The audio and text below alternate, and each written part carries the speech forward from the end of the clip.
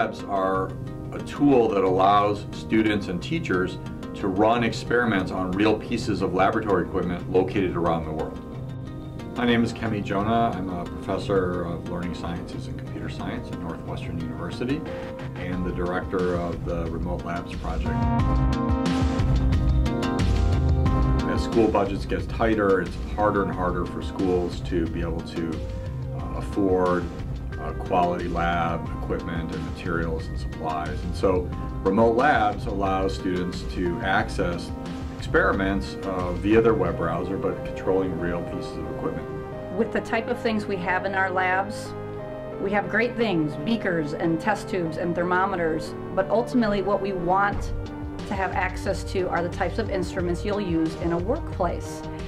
At this point in time, high schools are not going to be able to get instruments in their schools. So the most exciting thing about iLabs for me is to be able to use those instruments remotely from anywhere in the world, any time of the day. And it's exciting because students can design their own experiments, they're doing great science, they learn from their mistakes, and then they can improve their scientific design. So for me, that's something I've never been able to give my kids before, and it's a great opportunity for all high school students to be a part of it. One thing that you can do with Remote Labs is you can flip the classroom, or flip the laboratory in this case. Rather than doing labs in class and being limited to 50 minutes or however long you have, you can now assign labs as homework for students to do out of class. I can teach my curriculum in the classroom.